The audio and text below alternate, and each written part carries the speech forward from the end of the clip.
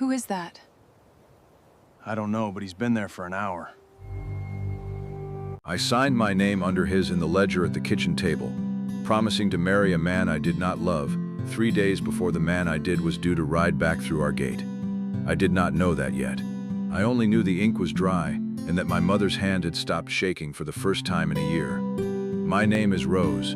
I was 22 that autumn, and I had lived my whole life on Larkspur Creek, 400 acres of good grass and bad luck on the eastern Colorado plains, an hour's ride from a town that had not yet decided whether it wanted to become a city or stay a crossroads. My father built the house with his own hands the year before I was born, notching every log himself, and the porch still leaned a little to the east the way it had since the first winter settled it. He died 2 years before this story, thrown from a spooked horse during spring branding, and the ranch had been dying slowly ever since, the way things die when the one person who understood all their moving parts is suddenly gone. Not all at once, but in 100 small failures nobody thought to warn you about. If I did not marry Wendell Hargrove, we would lose Larkspur Creek by first snow.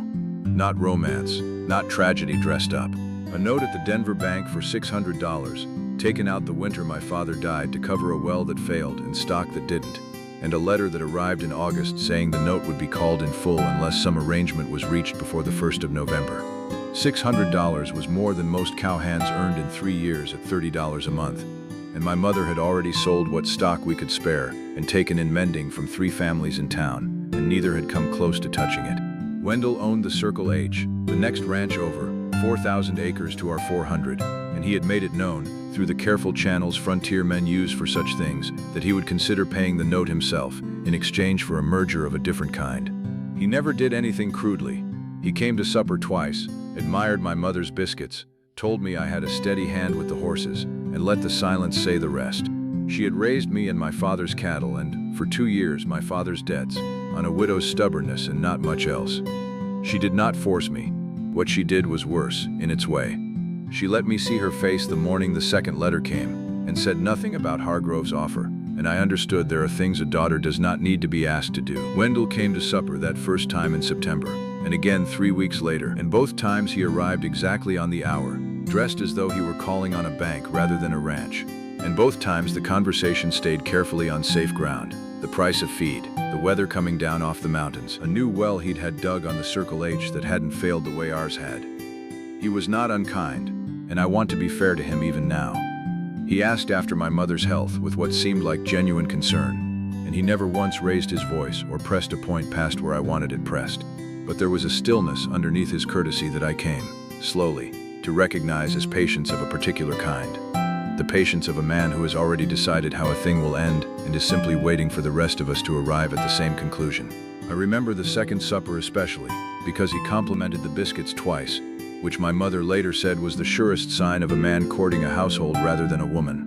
And because he asked me, almost in passing, whether I had ever considered how much easier winter came to a ranch with 2 herds worth of hands to manage it instead of one. I said I hadn't considered it much, which was a lie, and he nodded as though he had expected exactly that answer, and let the subject go for the evening.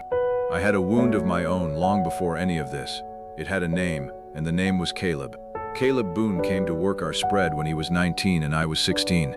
Hired on for a cowboy's wages, $30 a month, same as any decent outfit paid in those years, and within a season he could read our herd better than men twice his age. He had a gift with silence I came to understand was not coldness but care. A man who thought a long while before he said a thing, so that when he finally said it, it was worth the wait. He used to walk the fence line at dusk, checking for soft posts before anyone asked him to, and he never once mentioned having done it, so that my father found things fixed and simply assumed the ranch was fixing itself, which was, in its way, exactly what Caleb intended. My father told him, the summer before he died, that he would not stand in the way of anything, provided Caleb came to it as a man with something of his own to offer, not a hired hand courting the boss's daughter on the boss's own wages. Caleb took that the way he took most things, without argument, nodding once and going back to work, and I remember being furious at my father for saying it, and furious at Caleb for accepting it so calmly, not understanding yet that acceptance was its own kind of promise. It was the last real conversation they ever had. My father was dead within the year, and Caleb left 4 months after the funeral with a bedroll, a spare shirt, and a promise made at the gate in the gray hour before dawn. "I'm going to make something of myself worth bringing to your door," he said. Might take a year, might take longer. And if it takes longer then I can wait, I said, 17 and frightened, and trying to sound braver than I was. Then you'll know I tried, he said. Don't you wait on a maybe, Rose. I waited anyway. I hung a lantern in the loft window that faced the road from town, and told myself it was nothing in particular, just a light against the dark. I lit it every night after, striking the match the same way each time, trimming the wick down when it smoked, until the small ritual of it stopped feeling like hope and started feeling like breathing, something you do without deciding to, because stopping would take more courage than continuing. 3 years passed that way. Caleb sent exactly 4 letters, each shorter than the last, the final one 8 months ago from a cattle outfit down in the Nations, saying only that he was well and working and thinking of home. Thinking of home is not the same as coming home. I believed that a little more each time the bank's letters got sharper in tone, until believing it was easier than not. There was an evening in late September, before any papers were signed, when I walked out to the corral fence alone after supper and stood there a long while with my arms wrapped around myself against the cooling air, turning the whole arithmetic of it over in my mind the way my mother must have turned it over 100 times already. I thought about the well that had failed, and the 4 letters that had grown shorter each time, and my mother's face going gray at the temples, and I told myself that a woman who waited on a maybe when there was a mortgage and a mother's whole life at stake was not being faithful. She was simply being foolish, and foolishness was a luxury I had already spent 3 years affording myself. I did not cry. I want that understood plainly. I simply stood at that fence until the cold drove me back inside, and by the time I reached the porch I had made up my mind, or told myself I had, which is not always the same thing. So when Wendell's offer came, wrapped in careful words, I told my mother I would consider it, and 3 weeks later I signed the agreement at our kitchen table, finalized the Sunday after the fall roundup, in exchange for the full satisfaction of the note. My mother witnessed it with her whole face gone still, the stillness of a woman arriving, again and again, at the same necessary answer. Roundup fell the 2nd week of October, when the aspens had turned and the herd needed gathering before the cold. Every outfit within 30 miles sent hands, because no single ranch could gather open range alone. That was simply how it was done in that country, where fences were few and the grass belonged to whoever's cattle reached it first. So Hargrove and Whitfield men worked the same draws together that week, ate from the same chuck wagon, sang out the same calls, and for 6 days the 2 ranches that would soon be joined by paper were already joined, in every practical way, by rope and dust and the shared exhaustion of gathering 600 head off open range before the first hard frost. My mother sent over what coffee and flour we could spare, since the custom held that whoever's range you gathered on fed the crews working it, and I spent those mornings at the wash line and the stove same as always, listening to the distant sound of cattle and men that carried for miles across flat country on a still morning. I did not expect to see Caleb riding in with the Thursday gather, sitting a strange bay horse, 3 years older and leaner, a coil of rope at his hip, looking like a man arriving somewhere he'd pictured so many times the real thing didn't quite match. He saw me before I saw him. I had wire in one hand and a hammer in the other, and the smell of turned earth and cattle dust was thick in the October air, and when I finally looked up he was already still in the saddle, already watching. Hat pushed back enough that I could see the thin white scar above his eyebrow that hadn't been there when he left. "Rose," he said. "Just that." "Caleb," I said, and my voice did not sound like my own. I want to say I ran to him. I did not. I set the hammer down slow, the way you set something down when your hands have started to shake and you don't want it noticed, and I said the only sensible thing available. "You're 3 years late for supper." He almost smiled. "I earned land in the Nations," he said. 160 acres. 5 years proving up required. I've put in 3. I came back to tell you that, and to ask you something." He looked at my face, and something in his own face shifted, the way a man's does when he starts reading a room he thought he already understood. And I can see I've come back into the middle of something I don't understand. That was when Wendell rode up along the fence, easy and unhurried, and asked Caleb, not unkindly, whether he was the new hand or an old one. Caleb said old one, and something passed between them that had nothing to do with cattle. I did not tell Caleb about the agreement that day. I told myself I would find the right moment, and every hour without the telling made it harder, until the roundup ended Saturday evening, with the whole company sitting down to a last supper at the Circle H fire, beans and biscuit, and the last of a butchered steer. 40 tired men from 2 outfits eating shoulder to shoulder the way they had all week. And Wendell stood with a tin cup raised and announced that he would be married the next day to Miss Rose Whitfield, and that the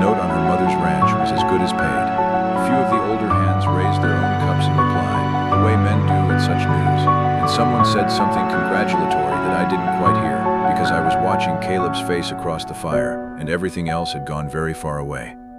I watched Caleb's face when he heard it. It did not fall so much as go very still. The stillness of a man absorbing a blow he'd decided not to show, and around him the other hands went on eating and talking as though nothing at all had shifted in the world, because for them, nothing had. Whatever he'd ridden 3 years and 160 unproved acres to come back and ask me, he was not going to ask it now, in front of 40 men in a raised cup. He left the fire without a word. I found him 20 minutes later at the corral, saddling the bay by lantern light, and for a moment I simply stood at the edge of the light and watched him work the cinch strap with quick, hard motions, the way a man works when his hands need something to do besides shake. "I should have written more," he said, not turning around at first. "I should have come back sooner, or said something at that gate besides don't wait on a maybe. I had 160 acres and no house on it yet, and told myself that wasn't enough to bring to your door. I was wrong. The thing I should have brought you was just myself, 3 years ago." He looked at the horse instead of at me. "I'm too late. I just needed to say it once, out loud, so it wasn't only ever a thing I thought at night on the trail with nobody to hear it but the cattle." "Caleb," I said, and he shook his head slightly, the way a man does when he's trying to finish saying something before he loses the nerve for it. "You don't owe me an explanation," he said. "I gave up the right to expect one when I let 3 years go by on 4 letters. He finally turned to face me, and in the lantern light I could see all 3 years of sun and trail dust and whatever else had happened to him settled into the lines around his eyes. "I'm glad I saw you," he said. "I'm glad it wasn't a stranger's face at that fence yesterday. That's the whole of what I came to say." I opened my mouth to tell him about the lantern, about signing away my wedding morning, about the words I'd rehearsed without knowing I was rehearsing them, and they would not come, because wagon wheels sounded on the road behind us, and my mother arrived breathless, holding a lantern of her own, saying my name in a voice I'd never once heard her use. "Wendell did not pay the bank," she said, catching her breath, the lantern shaking slightly in her hand. "He bought the note from Denver directly, back in September, before he ever sent word of any offer. I only learned it this afternoon, sitting in Mr. Ashford's office in town on a hunch I couldn't even name properly to myself, and he pulled the paper and there was Wendell's signature on the transfer, dated 3 weeks before that first supper he ever came to. He does not intend to marry into a debt he's clearing. He intends to marry into land he already half owns the paper on. If you do not marry him tomorrow, he intends to call the note due Monday and take the ranch regardless, because he never needed our consent to begin with. He only wanted it to look decent." I felt something colder than shock. The cold of understanding you've been managed by a patient man for 2 months and mistaken his patience for respect. My mother had learned it from her lawyer that very afternoon, on a hunch she wouldn't explain until she had proof, because that was the kind of woman she was, careful even in the middle of her own desperation. "Then I am not obligated to marry him at all," I said. "No," she said. "I have been a fool twice over, once for signing that paper and once for letting you believe you had to." Caleb had gone very quiet, listening, deciding whether a door he'd thought closed might still be open. "Rose," he said, to me, not to her. I did not make him wait 3 years for an answer this time. "What did you come back to ask me?" I said, because I wanted for once to hear it plainly instead of almost said, instead of swallowed back down. He crossed the distance to the fence, and my mother's lantern threw both our shadows long across the grass. "I came back to ask you to marry me instead," he said, "on 160 acres with no house on it yet, and nothing to offer but the fact that I never once, in 3 years or 300 nights on the trail, stopped thinking of that lantern in your window. I saw it every night from the loft," I said. "I never stopped lighting it." "I know," he said. "I could see it from the ridge road coming in. That's how I knew which window was yours before I ever saw your face at the fence." My mother, standing a little apart with her own lantern still raised, made a small sound that might have been a laugh or might have been something closer to relief, and said only, "Well, I suppose I'll go put the coffee on," and left us there at the fence in the dark, which was, I think now, the kindest thing she did for either of us that whole autumn. We were married the following spring, not the following Sunday, because there is a difference between a hasty decision and a right one, and I had learned that October to tell them apart. Wendell did not contest the note's release once my mother's lawyer produced the kind of paperwork that makes powerful men quietly reconsider, and he left the county within the year for reasons that were never fully explained to us and were by then none of our concern. My mother kept Larkspur Creek free and clear, and worked it alongside us until her hands grew too stiff for fence wire, at which point she simply supervised, loudly, from the porch, which suited her better than either of us expected, and suited us better still, since her opinions on fence work turned out to be almost always correct. Caleb built the house on his 160 acres with his own 2 hands, notching the logs the same way my father had taught him without either of them ever calling it teaching. It took him until the second proving up year to finish the roof, and every night of that year I lit the same lantern in the same loft window. And every night, he told me later, he could just make out the light of it from his own unfinished porch 4 miles off. And it was, he said, the thing that made the evenings bearable when the roof still leaked and the work still felt endless. Years after, our daughter found an old signed paper folded in my mother's trunk, a name on it that wasn't her father's, and asked why. That was a mistake I almost made, I told her, before I understood the difference between the thing that saves you and the thing that was already yours.